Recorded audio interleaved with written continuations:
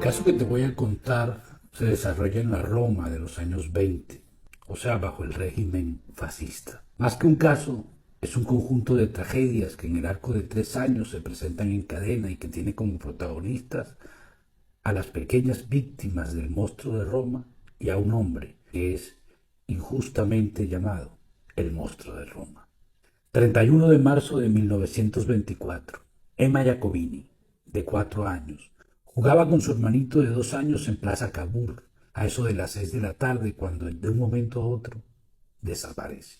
Emma es encontrada horas más tarde frente a un negocio. Estaba en estado de shock, con vida, desvestida, y llevaba en la mano su ropa interior manchada de sangre. Al ser llevada a las autoridades cuenta con un hombre alto, delgado, de mediana edad, con bigote y vestido con una gabardina gris. Se acercó a ella y a su hermanito, les ofreció caramelos y chocolates, y de un momento a otro la toma y se la lleva hacia el Monte Mario, donde abusa de ella en repetidas ocasiones para luego intentar sofocarla con un pañuelo de lino con el que rodea su pequeño cuello. Por fortuna, aparece alguien que iba pasando y cuya presencia impide que el agresor acabe con la vida de Emma. Eran tiempos de tensiones políticas. El régimen fascista intentaba consolidarse para las elecciones que se celebrarían el día 6 de abril de ese mismo año, y la prensa de la época se concentraba solo en eso. Casos como el de la pequeña Emma y otros hechos similares con niñas que intentaron llevarse o que recibieron algún tipo de molestias durante las semanas siguientes no capturaron la atención de la prensa. Sin embargo, la cosa empezaba a preocupar y a inquietar a la sociedad romana. 4 de junio de 1924 desaparece la pequeña Bianca Carlieri, de 3 años. Ella jugaba cerca a su casa en vía Gonfalone cuando es tomada de la mano por un hombre alto, delgado, de mediana edad, con bigote y que vestía gabardina gris. Se la lleva a una zona cercana a la Basílica de San Pablo y la ataca con una violencia indescriptible. El cuerpo de Bianca es hallado a las 8 de la noche del día siguiente, sin vida, detrás de un arbusto, sin ropa, con señales de abuso y de haber sido sofocada con un pañuelo alrededor de su cuello. El caso de Bianca impactó mucho a la sociedad romana. Era la menor de 6 hermanos, hija de una familia muy querida en esa zona. A diferencia de casos anteriores, se trataba de una víctima mortal y la actitud de la prensa naturalmente cambia. Los periódicos explotan indignados con quien empezaron a llamar el monstruo de Roma.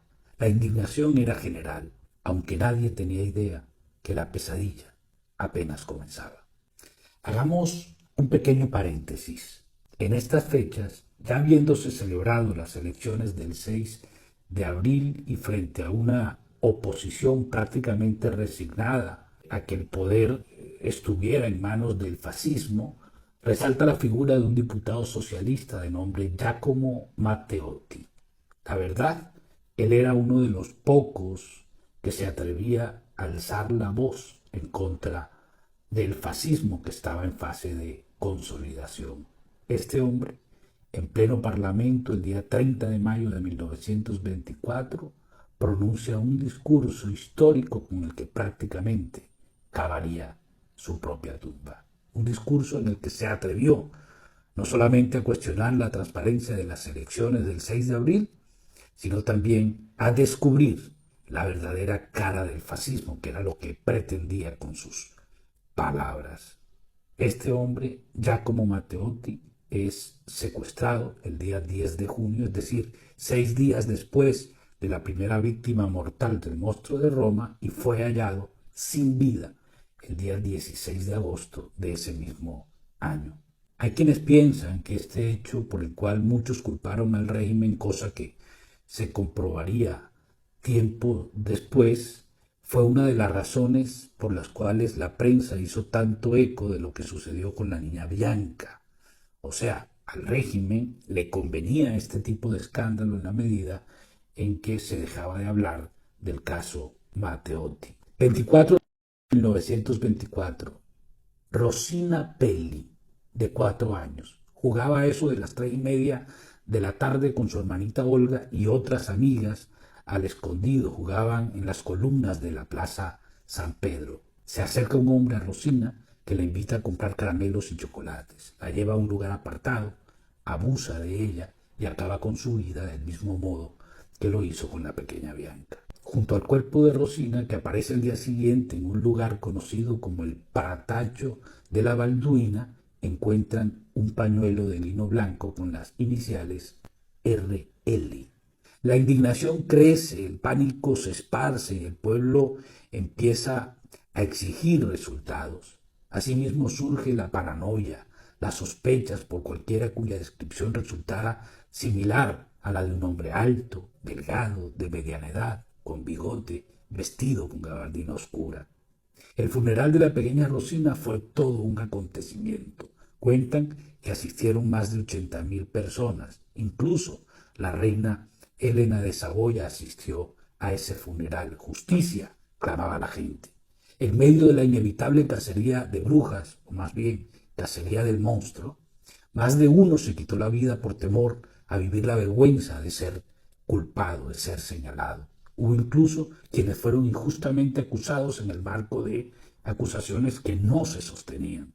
Hasta un mitómano confesó ser el agresor. En fin, ya todo estaba saliéndose de control para el régimen y hasta Benito Mussolini prometió apersonarse del asunto. Luego llega 1925 y con él la consolidación de la dictadura fascista. Menos libertad de prensa, los periódicos no podían difundir hechos de crónica y mucho menos contar las cosas con lenguaje explícito. Tenían prohibido criticar a las instituciones, pero el monstruo de Roma vuelve a aparecer. 29 de mayo de 1925, Elsa Berni, de 6 años, sale de su casa junto a su amiguita Ana del Signore, de 9, para buscar agua en la fuente ubicada atravesando la calle.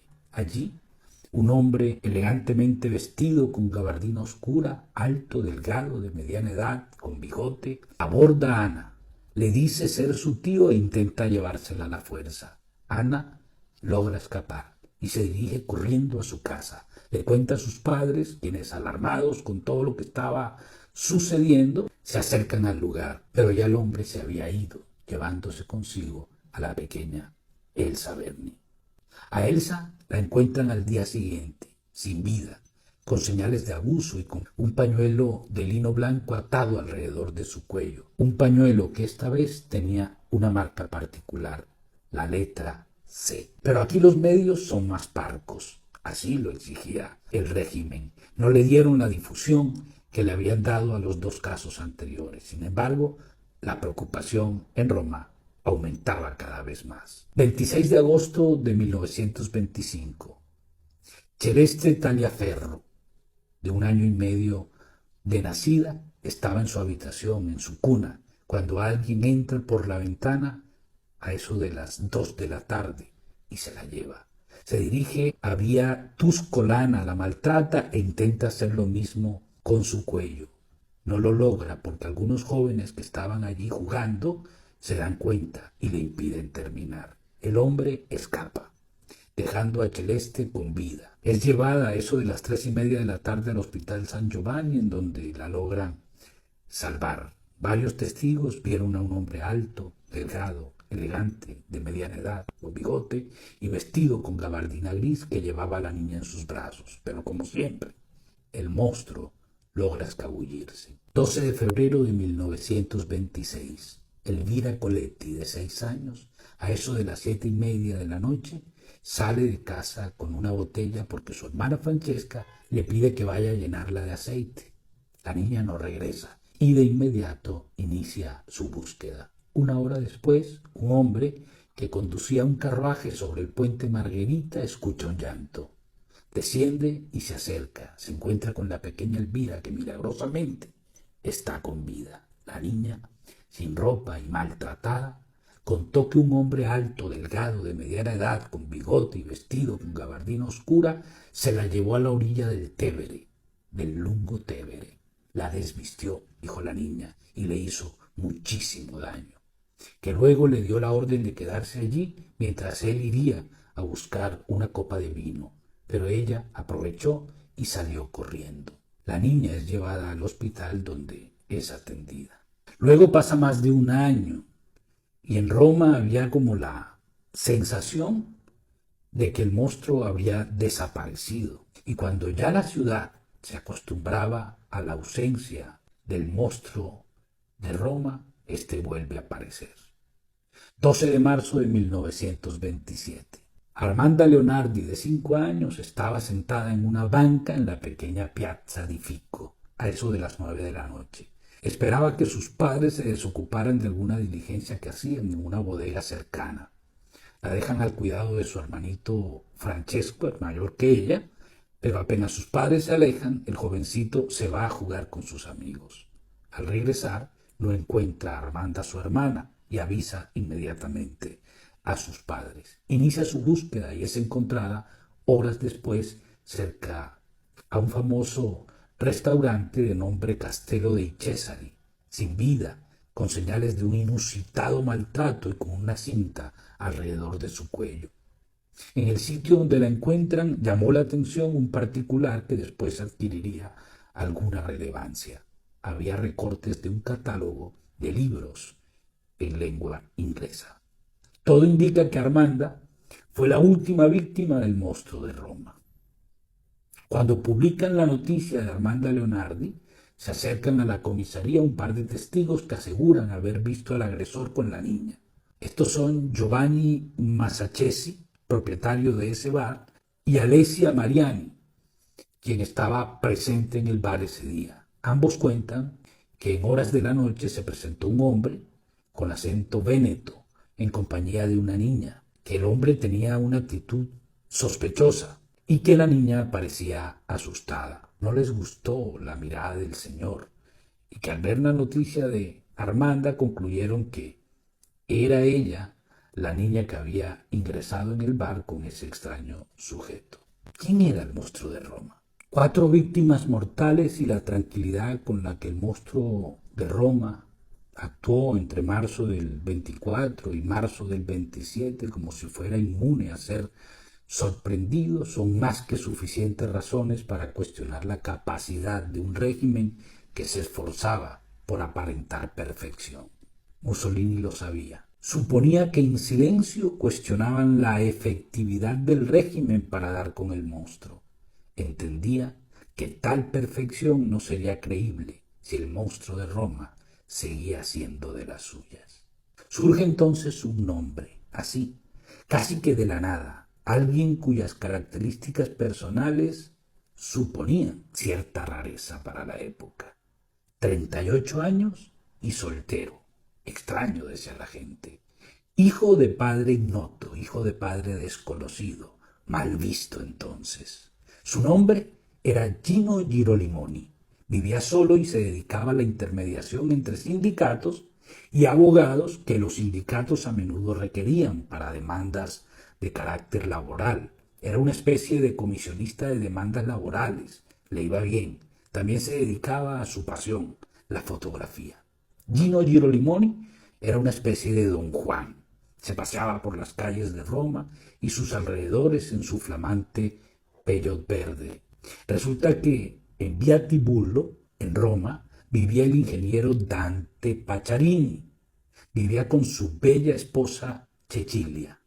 Y tenían una empleada doméstica de nombre Olga. Esta empleada, Olga, tenía 13 años de edad. Era una niña. Un día, el ingeniero llama a un amigo policía y le comenta que su empleada está siendo molestada por Gino Girolimoni, quien vivía cerca de la casa del ingeniero, y que en más de una ocasión la había abordado, le había hablado y le entregaba papelitos. Esto al ingeniero le parecía extraño y lo consideró razón suficiente para llamar a su amigo policía. El policía informa a los encargados de la investigación y estos deciden seguir a Girolimoni. Lo siguen durante varios días y el 1 de mayo de 1927 ven que Girolimoni, mientras lo seguían, pasa en su Peugeot verde por la casa del ingeniero. Ve a Olga, que está asomada en la ventana, y le indica, haciéndole señas, que baje. La niña no baja, no sale ni siquiera de casa, pero ahí los policías consideran que esto es razón suficiente para arrestarlo. Lo arrestan al día siguiente, el 2 de mayo de 1927, a eso de las 10 de la mañana, cuando se encontraba en la oficina de unos abogados con los cuales trabajaba. Luego de esto, irrumpen en su casa en una especie de allanamiento y la requisan de manera exhaustiva. Allí encuentran varios elementos que los llevan a confirmar que sí, que Gino Girolimoni es el monstruo. Encuentran fotos del río Tevere, del Lungo Tevere, donde se cometieron algunos de estos delitos. Encuentran fotos panorámicas de grupos de niñas, lo que según los investigadores es un claro indicio de su atracción por ellas. Encuentran disfraces que Gino usaba para autofotografiarse. Encuentran, de hecho, fotografías de sí mismo vestido de diferentes personajes, lo que los lleva a concluir que se trata de un transformista y de alguna manera les confirma su extrañeza, su rareza. Encuentran que a algunos trajes enteros les hacía falta el pantalón, lo que les indica que se deshizo de ellos cuando cometió los crímenes. En fin, todo lo que encontraban lo relacionaban de algún modo con los delitos que le estaban endilgando. La prensa, ya controlada por la agencia noticiosa del régimen fascista, explota de júbilo porque el monstruo de Roma fue capturado. Sin ni siquiera haber empezado un juicio, los periódicos destrozan a Girolimoni como esa bestia que merecía lo peor. Y por otro lado, agradecían al régimen y sobre todo a Benito Mussolini por haberle puesto fin a esa pesadilla. Gino era la bestia y Mussolini era el héroe. Surgen así una serie de testigos que aseguran haberlo visto.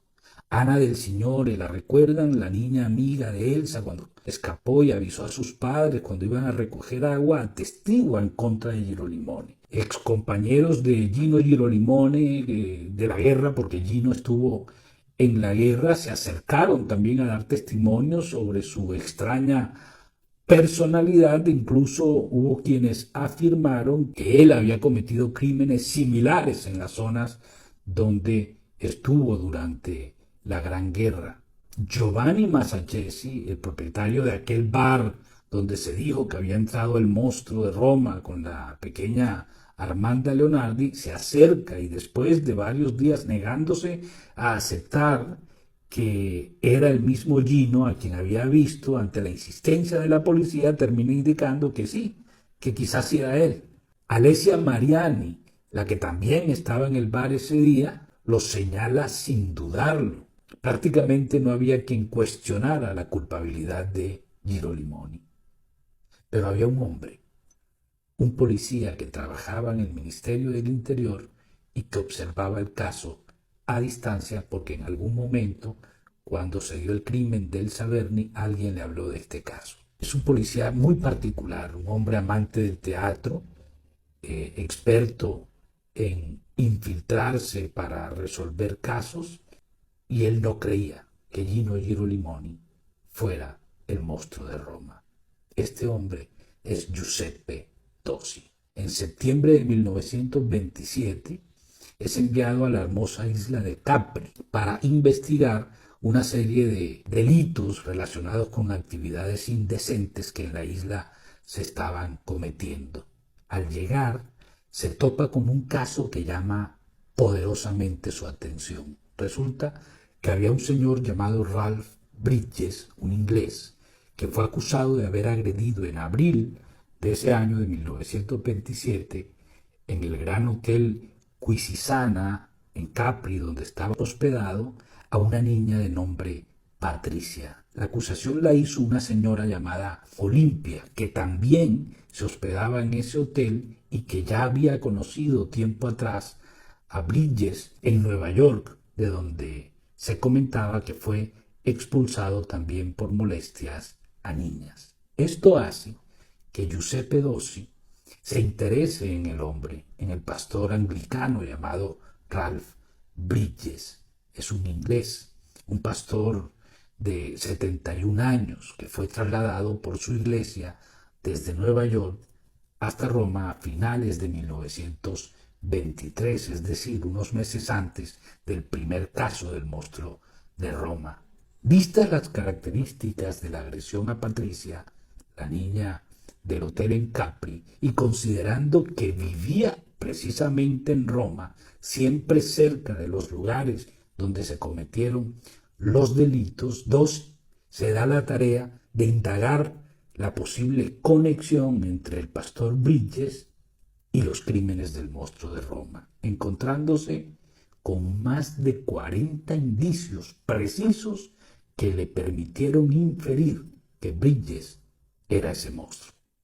Las iniciales en el pañuelo de lino blanco encontrado en la escena de la primera víctima mortal eran RL, coincidían con los dos primeros nombres de Ralph Lionel Bridges. La descripción de innumerables testigos coincidían con las características físicas del pastor.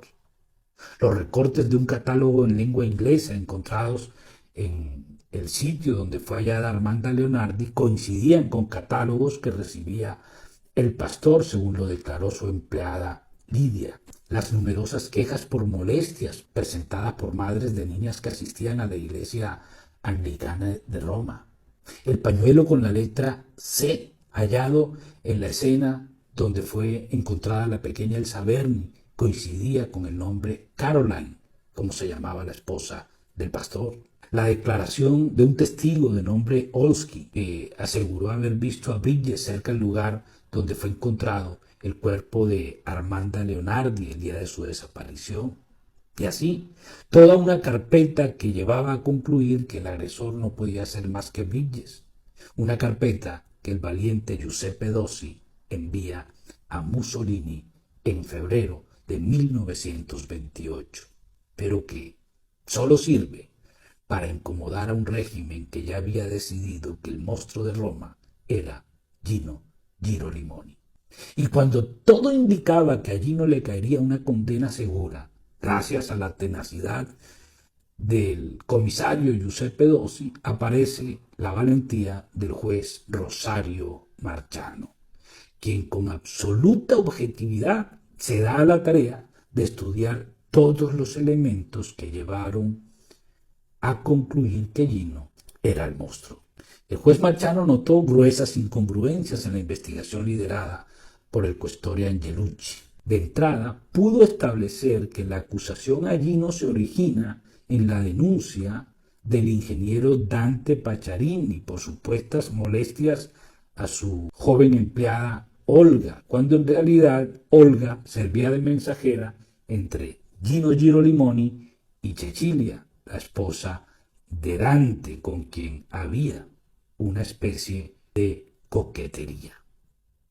Se estableció también que Gino Girolimoni no estaba en Roma cuando Armanda Leonardi, el 12 de marzo de 1927, fue secuestrada y agredida. Se estableció que Gino nunca usó bigotes, que los testigos del bar, o sea, Alessia y Giovanni, el dueño del bar, fueron desmentidos por Domenico, un hombre del Véneto que se acercó a la questura a leer la noticia para aclarar que quien estuvo en ese bar con su hija Gilda fue precisamente él y no el monstruo acompañado de Armanda. Que las fotos hechas por Gino no tenían nada de perturbador, eran simples fotos panorámicas y esa había sido toda su vida su pasión. En fin, el día 8 de mayo de 1928, Gino Girolimoni fue absuelto y declarado completamente ajeno a los hechos. Se le dio libertad después de haber durado un año tras las rejas, pero su vida no volvería jamás a ser la misma. Para muchos, Gino seguía siendo el monstruo de Roma, que hasta el 19 de noviembre de 1961, fecha en la que falleció a sus 72 años, vivió en la miseria, clamando su inocencia y reclamando un resarcimiento moral al menos, que nunca llegó. A su funeral no asistieron más de 20 personas, y allí estaba un hombre, Giuseppe Dossi, quien se convertiría en su amigo y quien también sufrió las consecuencias por haber luchado para que prevaleciera la verdad. Giuseppe Dossi, después de la absolución de Giro Limoni, insistió en acusar al pastor Bridges, pero todo fue inútil. Las relaciones del régimen con Inglaterra pasaban por una fase bastante delicada y al duce no le convenía acusar a un pastor inglés. La embajada británica intervino incluso con médicos que diagnosticaron al pastor demencia senil, quien terminó partiendo de Roma hacia Canadá, no sabiéndose prácticamente más nada de él. Se sabe solo que falleció el 18 de abril de 1946 en la Florida, a sus 90 años. Giuseppe Dossi fue encarcelado 3 meses por subordinación y luego pasaría a un manicomio en el que duraría aproximadamente 17 meses. El régimen nunca le perdonó su osadía. Años después, cuando los aliados liberan a Italia del fascismo, Dossi vuelve al servicio público, se hace vicequestore, questore, inspector jefe de seguridad pública. Fue fundamental en la constitución de la Interpol, a la que dicen le puso él mismo ese nombre, y llega hasta obtener licencia como detective privado. Publicó un libro en 1973 bajo el título El monstruo y el detective, y falleció en un pueblo cercano a Roma el 5 de febrero de 1981 a sus 90 años, seguramente recordando las innumerables hazañas que gracias a su pasión por el teatro lo hicieron protagonista de infiltraciones exitosas que todavía hoy se usan como ejemplo. Cuéntame qué te parece esta historia y si quieres que siga contando también historias del pasado.